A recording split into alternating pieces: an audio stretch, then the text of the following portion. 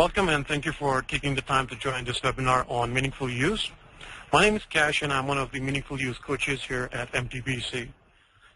This webinar is also part of the October project, and the webinar for the October project was carried out on June the 20th this year. In today's webinar, we will show you how you can meet the Meaningful Use measures by using MTBC certified EHR that will also qualify you for the incentive. Before we get into the details, let me first begin by telling you that you have joined the session on the GoToWebinar service. You can see a GoToWebinar panel on the right-hand side of your screen.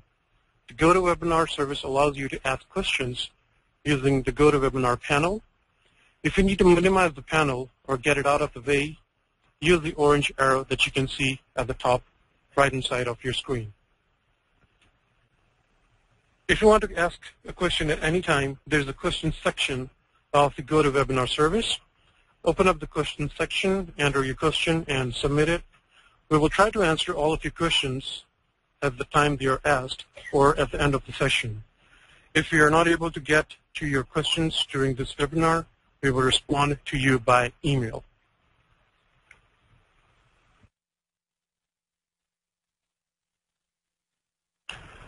Let me also tell you a little bit about MTBC.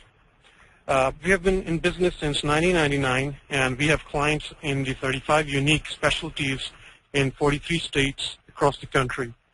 We have also more than 1,200 employees, and we have a 24/7 operations that allows 24/7 technical support as well for any of our services or software. For the last 3 years, we have been among Deloitte Technology Fast 500 company. This means that we are one of the fastest growing companies in the country, and especially when it comes to healthcare, we are one of the fastest growing companies in our sector. We are a Microsoft certified gold partner. We are an Inc. 500 5000 company for the last 2 years. All of our softwares and all of our services are SureScript certified. This is for the electronic prescription, and it allows our company and all of our services and applications from EHR to website to iPhone and Android applications to send prescriptions to more than 65,000 pharmacies across the country. And also all of our EHR applications are ONC certified, which means that they are surely helping you to achieve your Meaningful Use incentive.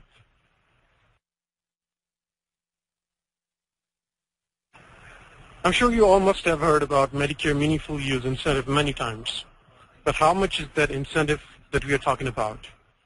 As you may see that the total amount is $44,000, and using our certified EHR, you can qualify to earn a maximum of $44,000 Medicare incentive, but you have to start using it in a meaningful use, in a meaningful use way on or before the October 3rd this year. This is because it is the last year to earn the maximum incentive, and if you further delay it, the maximum amount will be reduced to $39,000 in the year 2013, and finally it will be reduced to $24,000 in the year 2014. Also, it's not only about earning the incentive. Medicare will also penalize eligible professionals if they do not start using certified EHR for the purpose of meaningful use after 2014. So it's important for all the providers to start using certified EHR as soon as possible.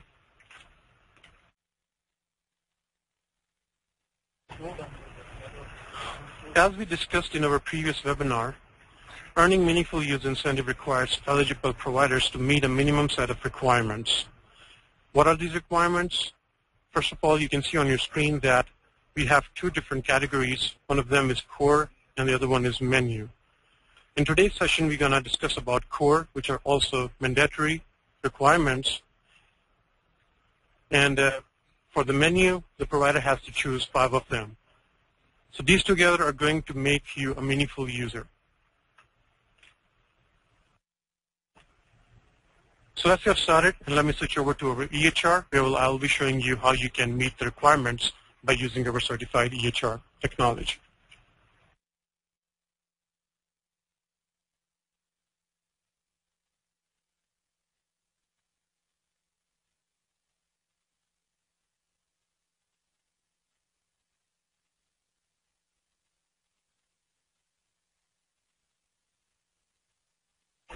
Now you can see our EHR, and the best feature of our EHR is that it has a complete meaningful use calculator which keeps a track of your progress. Now on your screen you can see the 2 points which are core and menu. And like I said, that in today's session we will be discussing about core points and the core requirements and how you can meet it by using our EHR.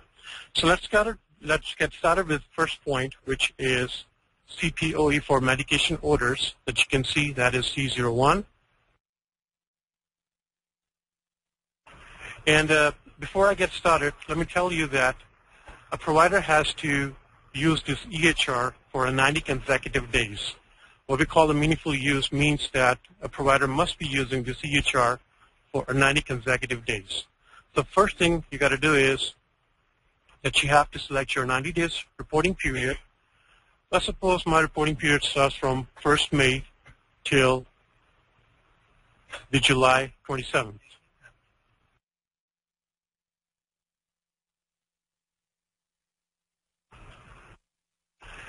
And how you can reach to this report is basically you just have to go to reports, and then you got to go to this meaningful use calculator, which will bring up this meaningful use calculator in front of you.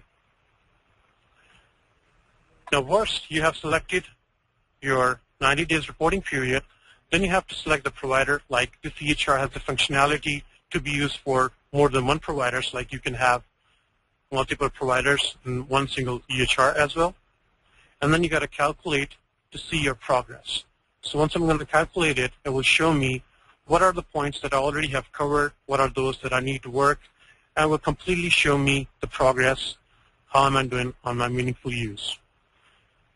So talking about the first point, that is CPOE for medication orders, which is computerized provider order entry for medication orders, you can see that during my 90 days, I can see a denominator for 2. This means that during my 90 days, I have seen 2 patients, and out of these 2 patients, I have fulfilled or I have met the requirement for 2 of them. Now the required value or the required requirement for this point was to have more than 30%. So in actual, depending on the patients that you will see, it will just tell you how much you have achieved in terms of this point. Furthermore, if you can proceed to the right-hand side of your screen, you can also see a Details tab, and there will be a question mark next to the details. Now, if you go to your question mark, it's going to tell you what this requirement is all about and how you can achieve that requirement. So over here, it's going to tell you what is the objective, what are the measures, and what is an exclusion. So if you talk about the objective, it says that you have to use computerized provider order entry for medication orders directly entered by any licensed healthcare professional.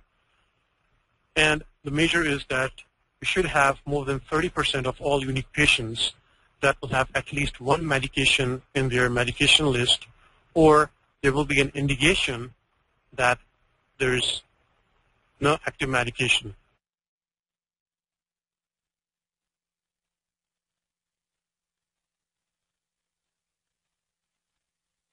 Now, whenever I click on details, it's just going to show me what are the patients that are falling on those 90-day reporting period. So once I click on it, you can see that I have 2 patients that are falling under my 90 days. And for those that I have met the criteria, I can simply check on the box at my right-hand side, or those for which I have not met the criteria, I can click at the right-hand side. So this functionality will be available with all the rest of those measures that we'll be discussing later today. Now, how you can fulfill this requirement by using our EHR is pretty simple. First of all, you need to search a patient that is already entered in this EHR. I want to click over to the patient search right at the top, and I can search any patient by using this search option. So let's suppose I'm looking for the patient whose last name starts with, or whose last name is Adams, and then it will bring up a list in front of me. I just have to double-click on the patient's name,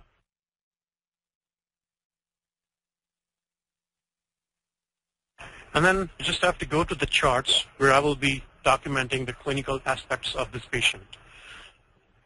So once I click on the charts, it will give me the details of already existing charts, or if I need to create a new one, I just have to click on the new button.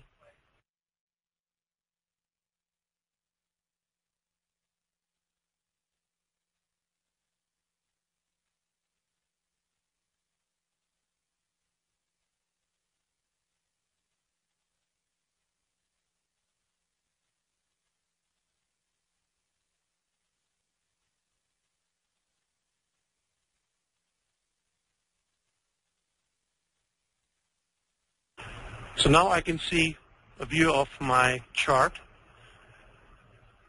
At the left-hand side, you can see a panel, the first one which says reason for visit. I just have to jump down to plan of care, where I can already see the current medications that are already being entered for this patient. I can also switch over to the past ones, or I can see all of them. But in order to document a new medicine, what I have to do is I just have to find an empty medicine space, and I just have to double-click on it.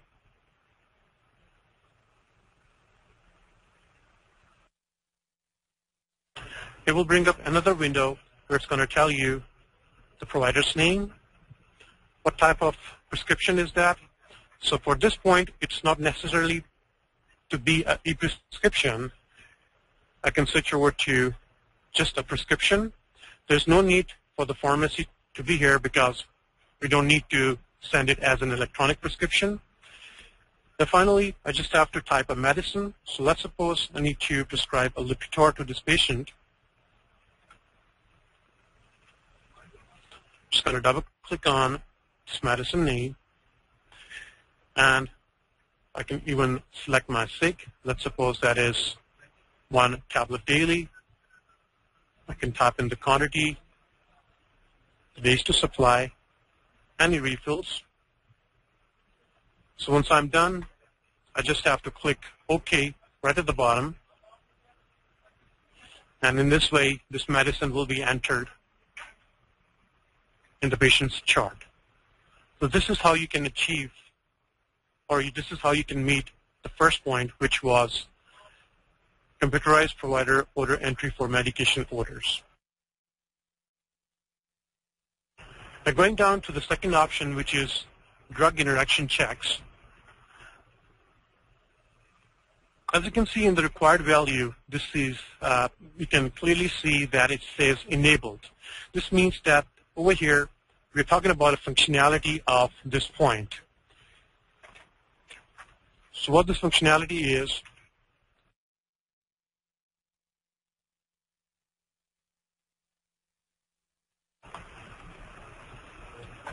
so drug interaction check, basically, it requires you to have an EHR, certified EHR, that has the capability to provide interaction checks whenever you are prescribing a medicine. Again, in order to meet this point, what you have to do is you have to go to your patient's chart again, and for that purpose, I will be going to my patient search. I will look for the patient again, open up this patient,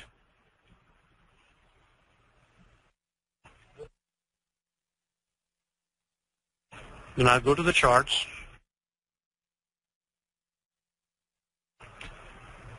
open up the chart again, and the same thing, I will be going down to the plan of care. So let's suppose I need to prescribe a medicine.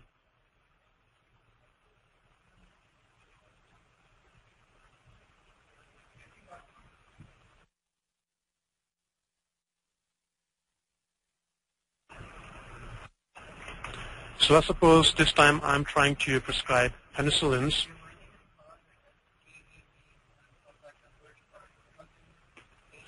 Now, at the right-hand side of your screen, you can see drug warnings.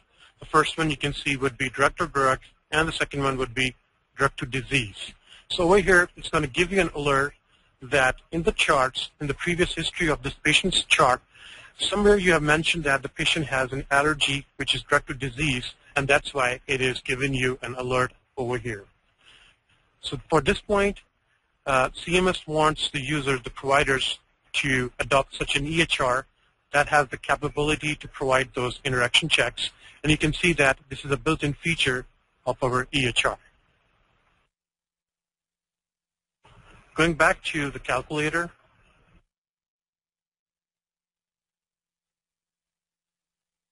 now the third core point that you can see, C03, which is maintain problem list. If I go to the details and if I go to the question mark, it's going to give me whatever the objective is, what are the measures, and if there is any exclusion or not. Depending on the provider's specialty, the doctor may also go for an exclusion, or because maybe some of these points have the possibility for the provider to go for an exclusion in terms of vital signs, in terms of demographics, and so on. So for this point, the objective is that the professional has to maintain an up-to-date problem list of current and active diagnosis, and it should be more than 80% of the patients that were seen during the 90 days reporting period. Now, again, if I click on my details, right now you can see that the actual value this calculator is showing is 84, and it was required was 80. This means that I already have fulfilled this requirement. That's why you can see the color difference. It's showing up to be in green color. Whenever I click on details, it will bring up a list of those patients to which I have to fulfill the requirement. Those that you can see in green color, we already have provided this information in the charts, and those that you can see in red color are the patients to which we have to fulfill this requirement. Now, again, the measure is that more than 80% of all unique patients seen by the eligible professional have at least one entry or an indication that no problems are known for this patient. How you can document that information? From here, I will go to this patient and I'll double-click on it. Again, it will open up the personal details or the demographics screen for this patient. I need to go to the charts. I'll bring up a new chart.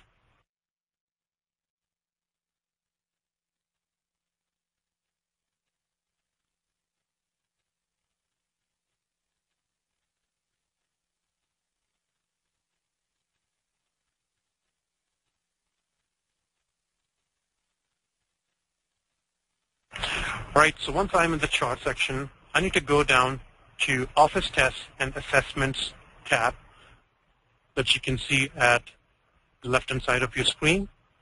Over here, at the bottom, I can see two tabs. One is Assessments, and the other one is Procedure.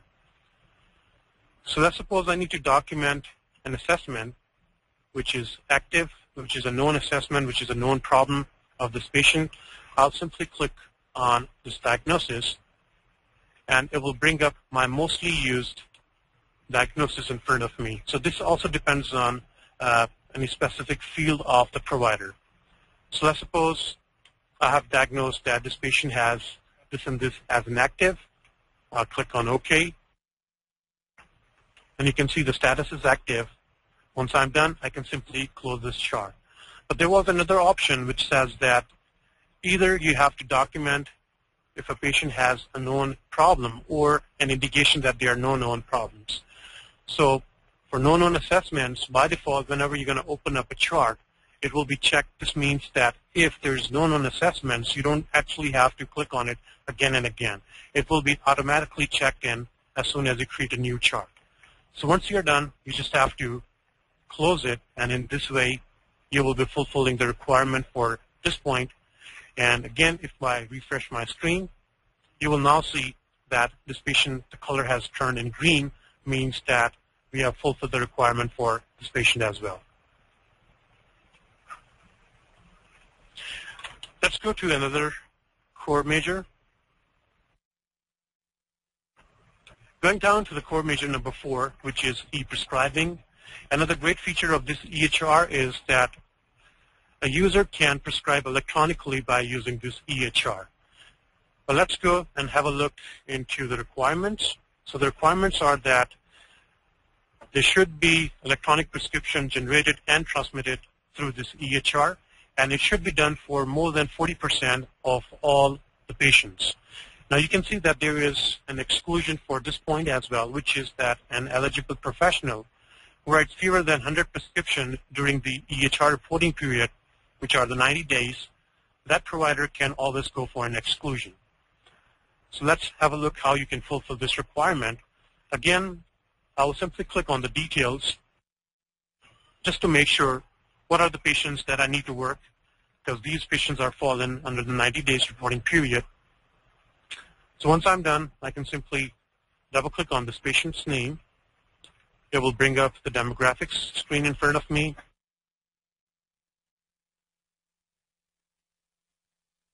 Then I'll go to the charts.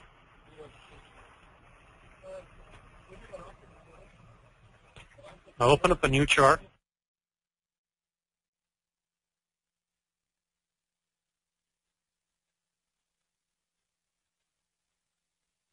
And again, in the chart screen, I need to go down to the plan of care option that you can see at the left-hand side of your screen. Once I'm in the plan of care, again, I have to prescribe a medicine. So I'll double-click on the medicine section.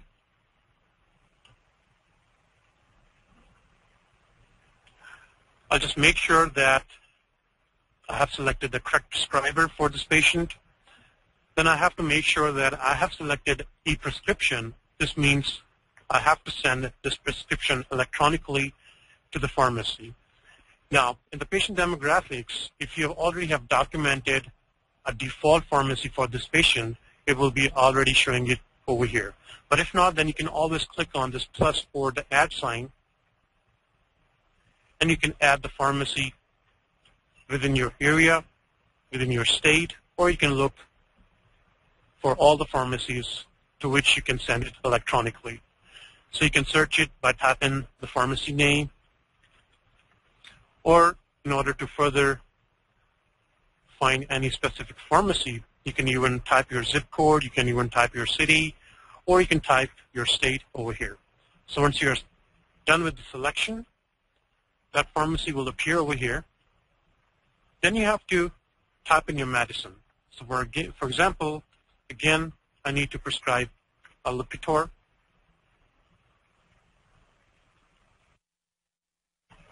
Let it be 1 tablet daily, and I just need to provide 90. And once I'm done, what I have to do is I just have to click on OK, and in that way, electronically, that prescription will be sent over to the pharmacy. It will also give you confirmation in a summary way that for this patient, this was the drug that you have prescribed to the pharmacy, and whatever the details would be, you're going to see it right on this screen. So once you're done, you just have to click on OK, and in that way, we will be able to do electronic prescription by using our EHR.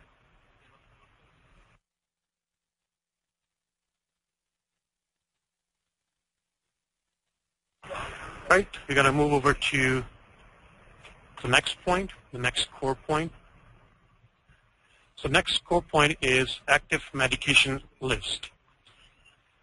Again, if I go to the details, just to see whatever the objective is, what are the requirements, and if there's any exclusion or not, I can now see that yes, there's no exclusion in it, and the objective is that I have to maintain an active medication list for more than 80% of all unique patients.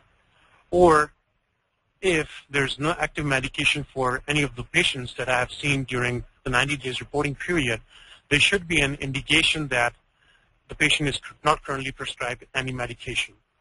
So how you can fulfill this requirement, again, I'll be clicking on details.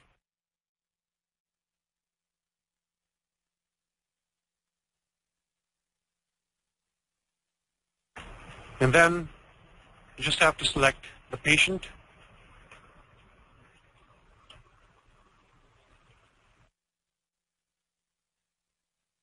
Again, I need to go to the charts.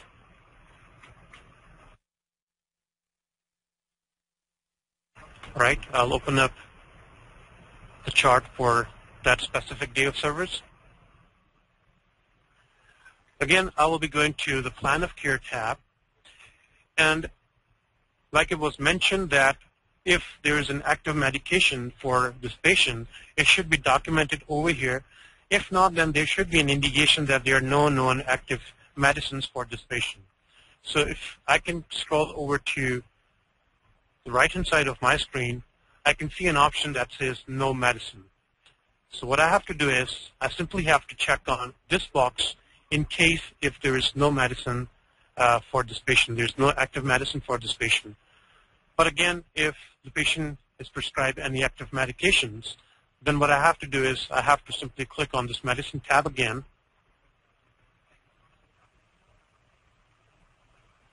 And the same way, I can simply select as a prescription. Maybe this patient is coming from another setting and you just have to document that the patient is already taking this medicine, and whatever medicine is, you can simply search it from here. Whatever the figs are, the quantities, the days to supply, once you're done, just have to click on OK, and in that way you will be documenting an active medication for this point. And by easily documenting a medicine, you can simply meet the requirement for this point.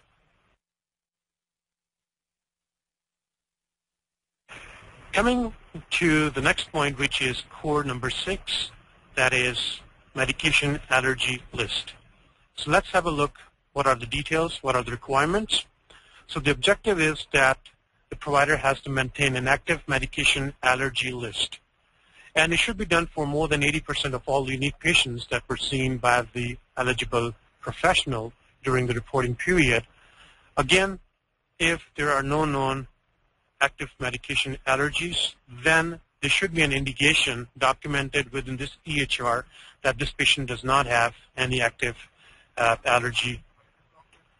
Now, how you can fulfill this requirement? Again, I'll simply click on the details just to see that during the 90 days, what are the patients that I still have to work on for which this information is missing.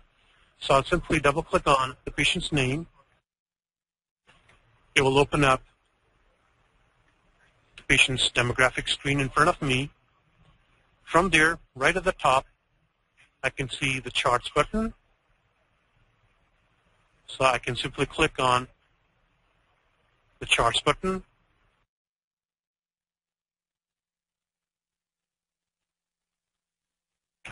I'll open up the chart.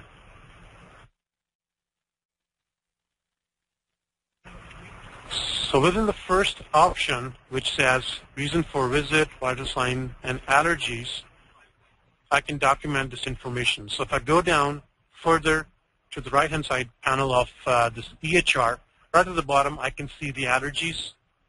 And like a condition that says that even there are no known allergies, there should be an indication to document it. So that's the place where you can actually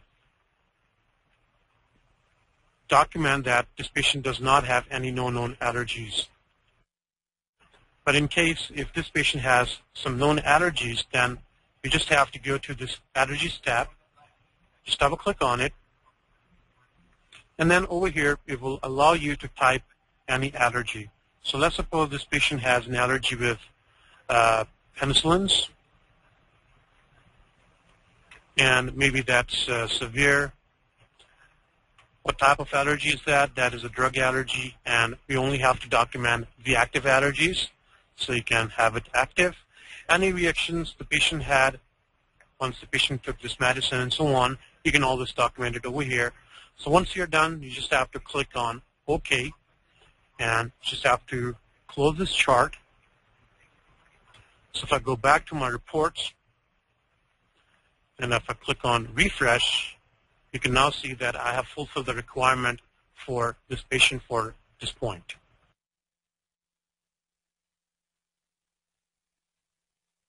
Now the next core measure is measure number 7, which is to record the demographics of patients. Now let's have a look into the details.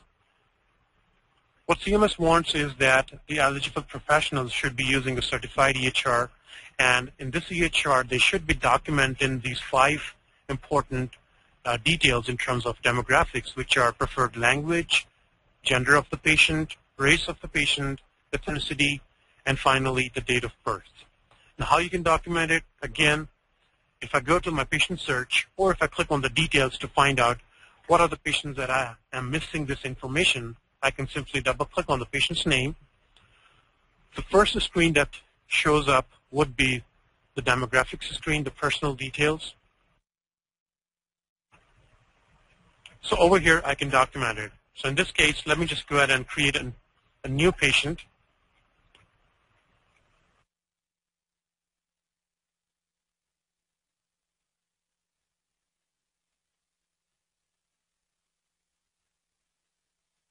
So let me just type the last name, first name,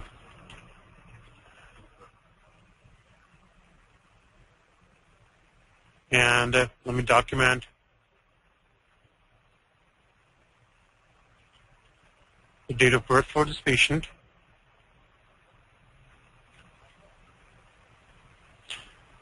Then we have to document the gender as well. We have to document the race. If the patient is not willing to tell you, then you can simply select the other race. Then we have to document the ethnicity, Hispanic or Latin or non-Hispanic or Latin. Then we have to document the preferred language. So these are the 5 important tabs which an eligible professional must document in order to qualify for this point. It's not like that for maybe 10% of your patients you're only documenting the gender and date of birth, and for 50% of your patients you're documenting the race and others. It's not like that. Within the same patient, you must fulfill these 5 points, which are date of birth, the gender, race, ethnicity, and then the preferred language. So once you're done with that, you can always save this patient, and in this way, you will be fulfilling this requirement by using our certified EHR.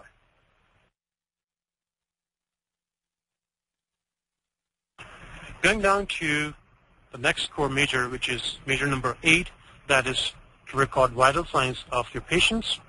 Again, if I go to the details, CMS wants the professionals to document height, weight, blood pressure, BMI, and to plot the growth charts for children aged 2 to 20 years. And this should be done for more than 50% of the unique patients that are aged 2 and over. And you can see that there's also an exclusion, which is that an eligible professional who either see no patients that are 2 years or older, or who believes that all 3 vital signs of height, weight, and blood pressure are of none of their scope of practice, they can always go for an exclusion. Basically, these are the numbers which you can see in terms of denominator and numerator. While you'll be doing an attestation for the incentive, you will be copying these numbers on the CMS website to provide them that, okay, during your 90 days periods, these were your total patients that were coming under denominator, and out of them, in the numerator, for these many patients, you have fulfilled this requirement. In an actual, whatever the required value is, we should have more than that in order to qualify for this point. So in terms of vital signs, I'll again go to the details to find out what are the patients that are falling under 90 days to which I have to fulfill this requirement. I'll pick one of these patients, simply double-click on it.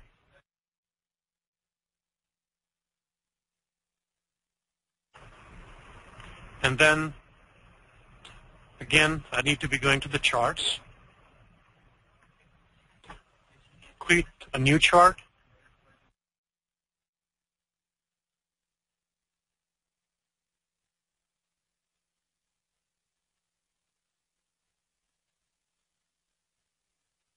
So again, whenever you open up a new chart, the first tab that says reason for visit, vital signs and allergies, you can find out the vital signs section at the right-hand side of your screen.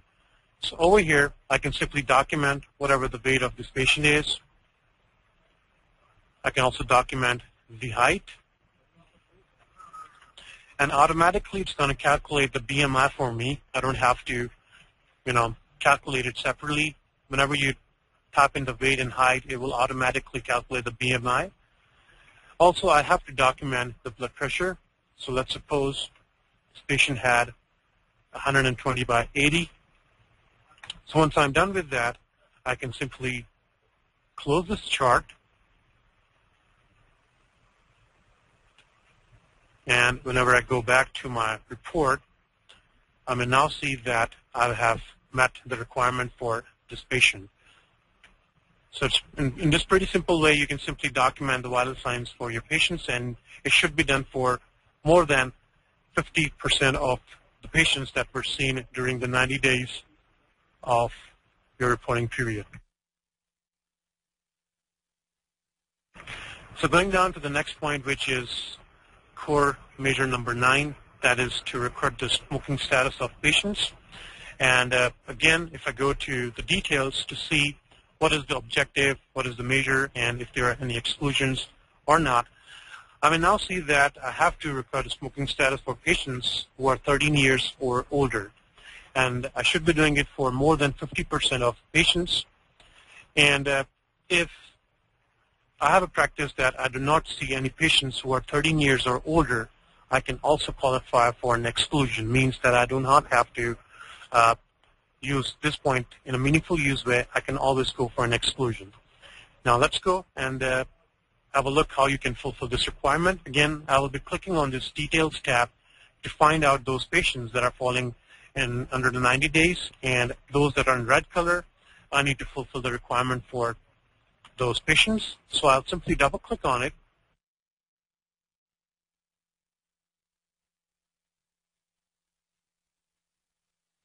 Again, I need to go to the charts, make up a new chart,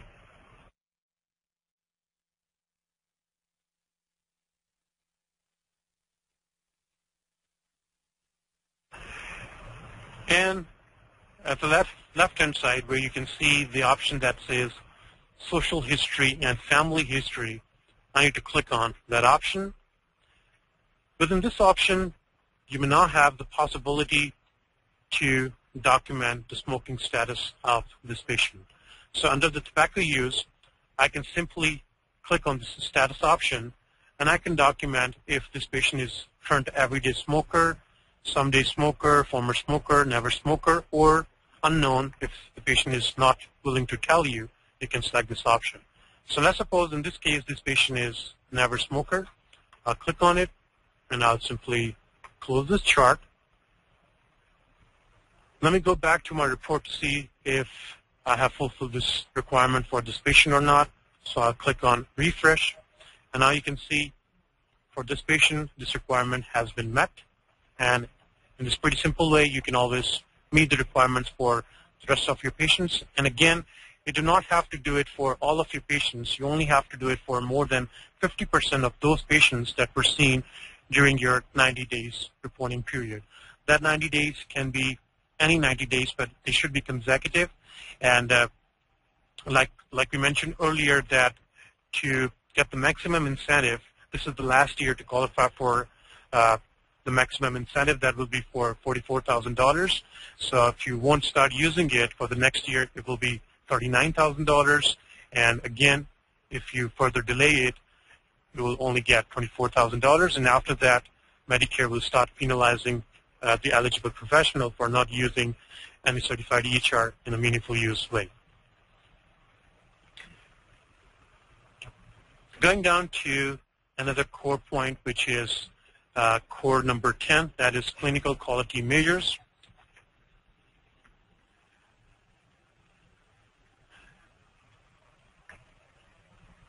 So let's have a look into the details. Basically, at this point, we're talking about the capability and functionality of the EHR. CMS wants that the eligible professional should have an EHR that will be, documenting at the back end, that will be saving the data whenever you're using this EHR. Now, our EHR is able to generate and submit the clinical quality measure information. In the EHR, during the course of the normal clinical documentation, where you may be documenting patient diagnosis codes, procedures, immunizations, allergies, medications, and many other clinical criteria, in the background, the EHR is keeping a track of your clinical quality measures, and it can help you submit those measures to CMS.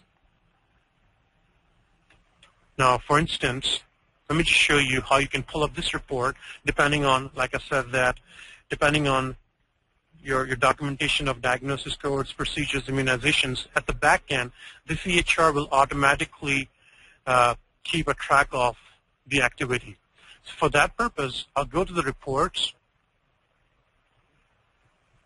and I will open up another report, which would be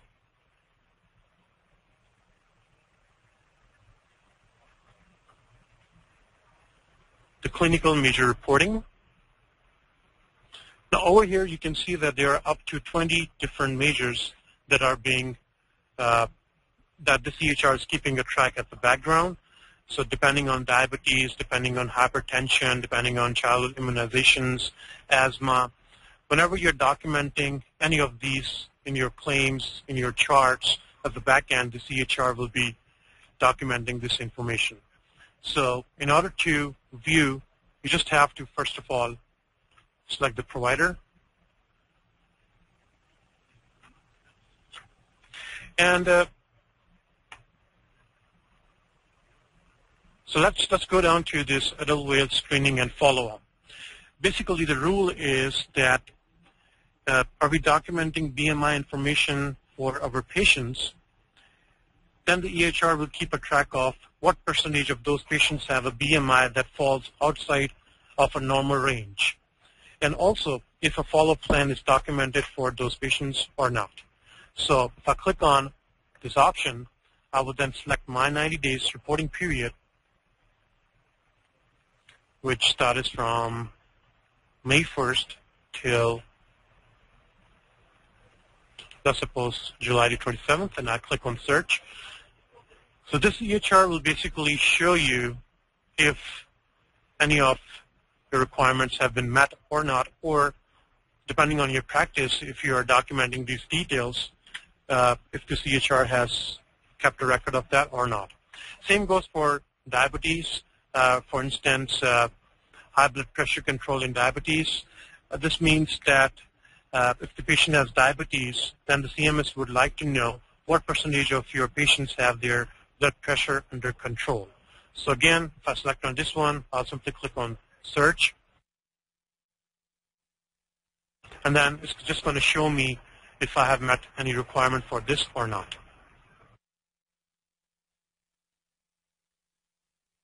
Right, next to it will be this clinical decision support rule, which is core number 11. Now, let's have a look into the details, what the requirements are. The requirements are that you should implement one clinical decision support rule, and that will be relevant to the specialty or high clinical priority along with the ability to track compliance with that rule, and there's no exclusion for that. This means that the eligible professionals should have an EHR that has the capability to create certain clinical decision support rules. Now, throughout the course of your 90 days reporting period, you must simply implement one clinical decision support rule for your entire patient population. For instance, if I open up any patient's chart, I may see some alerts at the bottom of the screen. Now, these alerts are basically those decision support rules which are already pre-populated in the EHR. So if I click on these alerts, it would show me if there are any alerts in terms of immunizations for this patient, in terms of CPT, ICD, medicines, and so on.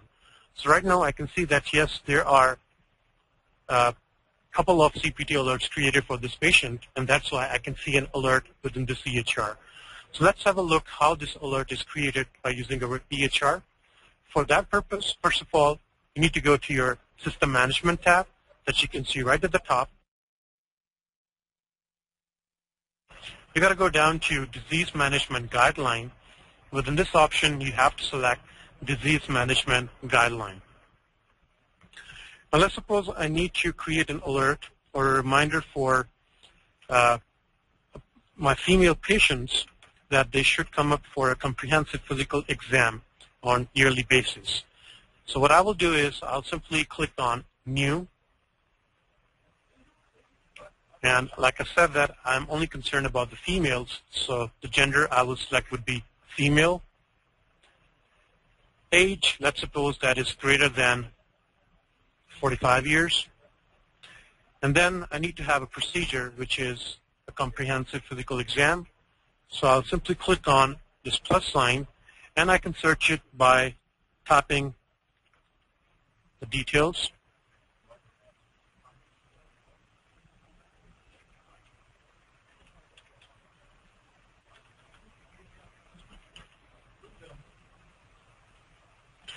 All right, so let's suppose I'm looking for this 99386.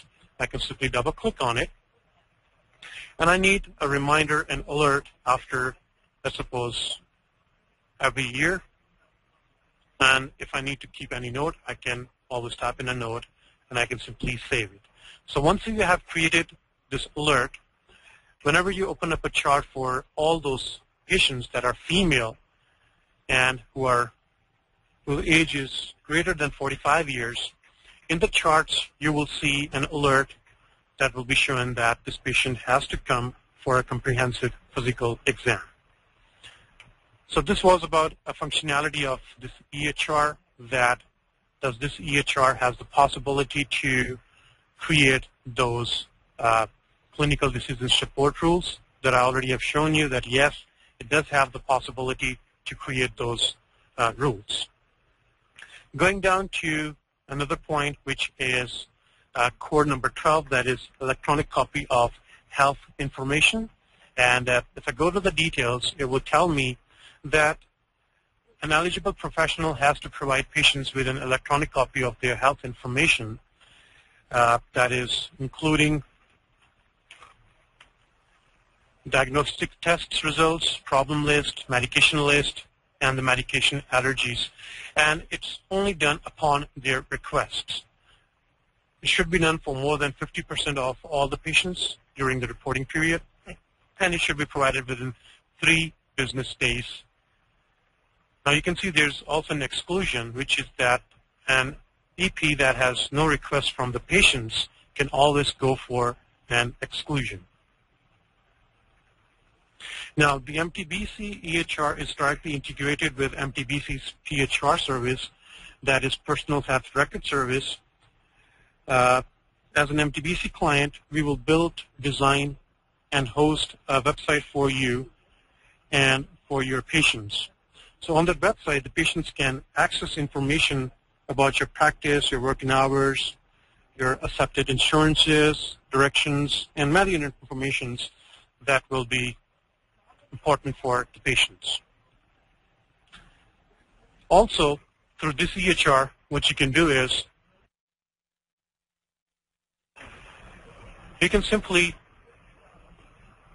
generate this report through this EHR, and you can always, give it to the patient by using a secure email, or you can even write it to the CD or a USB.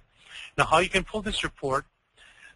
All the certified EHR has this continuity of care document option available, means that in a readable format, in a software readable format, you can export the information of any patient that is already in this EHR.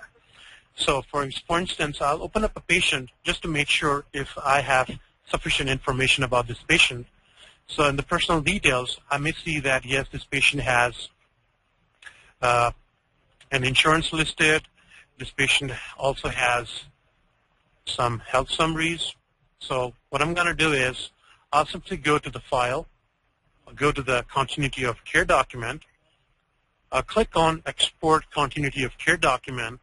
Now over here, again, you have to select the patient to which you need to export this information. I'll click on export display. So over here, it's going to give me a detailed report of this patient's account, including the insurances, including the allergies, the problem list. Each and everything would be available over here. Now, like I was mentioning about the Personal Health Record website, within this option, you can upload it to the website, or, like I said, that you can print it out, or you can save it on your computer as a report, and then you can always save it in a CD or a USB, and you can provide it to the patient upon their request. Now the next point, which is clinical summaries, is almost similar to core number 12. And let's have a look. What are the details?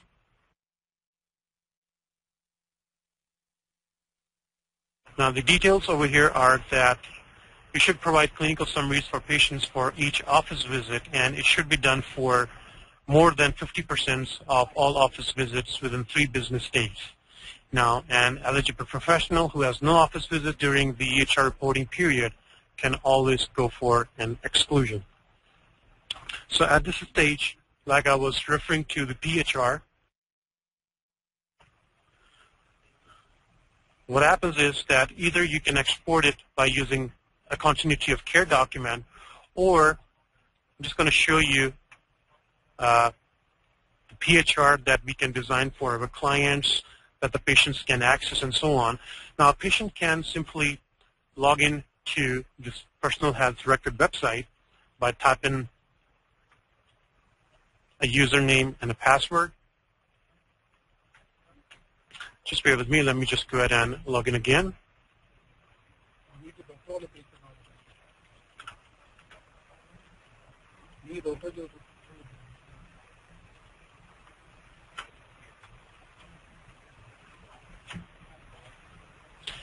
Okay, I'm back on it. So a patient can simply log into this PHR and can view the doctor's information, can make up an appointment, can see what are the insurances that are accepted by that provider.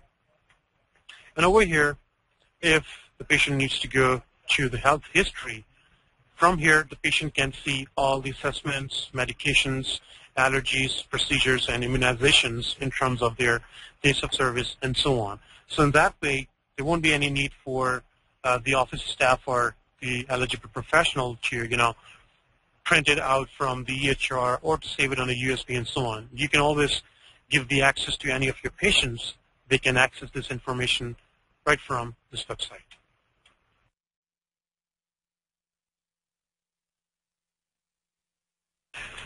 Going to another point, which is core number 14, that is electronic exchange of clinical information. Again, you can see that required value is a rule. This means that we're talking about a capability or a functionality of this EHR. And if I go to this question mark details, that would tell me the objective, which is that an eligible professional should perform at least one test for certified EHR technology as a capacity to electronically exchange key clinical information. Now, you would have to exchange clinical information with another different legal entity. For example, as an MTBC client, you may be interested in transferring the information to your local health information exchange. That would then transmit the information to your specialist providers, or as a specialist, perhaps you want to access the EHR notes from your referring physicians. That would be considered as a transfer or exchange of clinical information. Now, the entities must be using a certified EHR, and the MTBC PHR is linked with Google Health as well as Microsoft Health Vault. And in that way, like whenever you just upload this information on the PHR and the patient's health, personal health record for any of your patients, from their account, they can simply share it to the Google Health or the Microsoft Health Vault.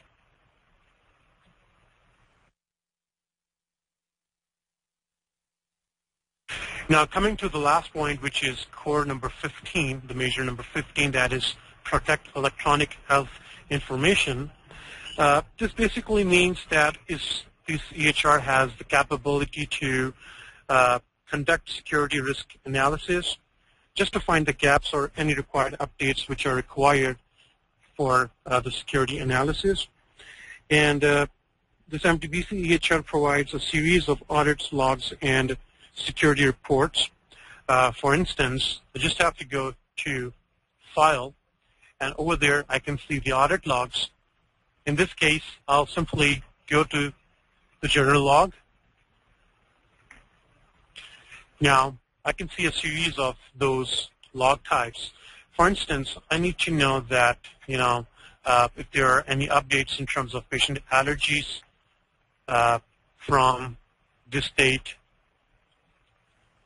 up till now. So I'll click on search, and then it's going to give me the details that if they have been modified, what user they have been modified, what's patient's last name, and each and everything would be available right over here. So there are many other logs that can be pulled for the security analysis.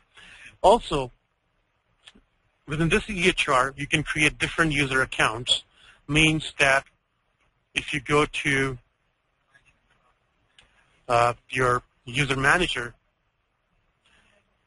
to your user profile, from here you can actually see whatever access you have given to any of your users.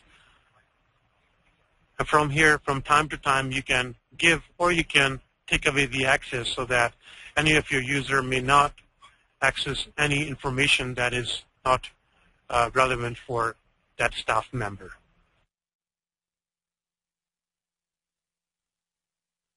All right, so this was about the core points, how you can meet them by using our certified EHR technology. And like I said, that in order to get the incentive, you should have a certified EHR, and you should be using it in a meaningful use way by fulfilling these requirements. We're going to have another session that we'll be announcing in later days in which we will be covering the menu points. But right now, since we are coming to the end of this session, if anyone has got any question, I'll give some time. You can now type the questions in the panel that you can see at the right-hand side of your screen. You just have to minimize it, and you may now type the questions, and then we will try to answer as many as we can.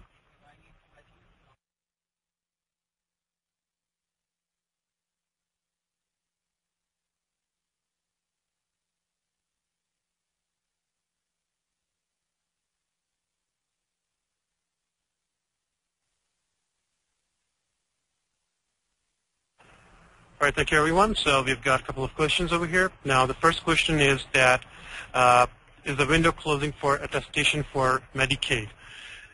Basically, this webinar was about Medicare, but in terms of Medicaid, for the first year, Medicare just wanted the professionals to have a certified EHR either adopted, implemented, or upgraded. So for the first year, if they have adopted or implemented, then they can simply qualify for the incentive. But for the next years and onwards, if they want to use, if they are going for the Medicaid incentive, then they have to use the EHR in the meaningful use way, like they also have to cover those 90 days, and they have to meet these core and menu points for the 90 days reporting period. And the second question was one of the providers asked that the last year, one of the providers attested for Medicare incentive, but none of the incentive was given to that provider. Now, what happens, like there is a criteria by Medicare that the incentive depends on the collections of Medicare collections year to date. So for instance, if the provider did not have any collections from Medicare, although if the provider has attested, then they're not going to get any incentive for that. Why? Because they should have some amount of collections. Now, normally, for the first year, they're going to get $18,000. That is 75% of $24,000 for Medicare collections. So this means that to get the maximum amount for the first year, a provider must have at least $24,000 collected from Medicare. Then they can qualify for the bonus, for the full incentive. If the amount is reduced from $24,000, then whatever the collections are, the Medicare is going to pay as an incentive 75% of their total collections.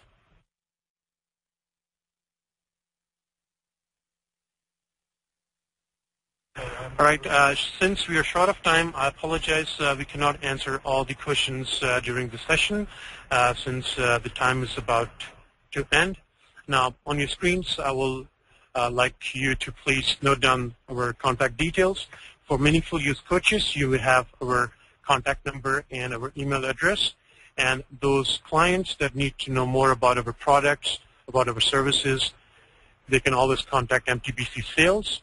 And the rest of the questions that are not being answered, we will be getting back through emails. We will be answering them, and we will be providing the answers on via emails.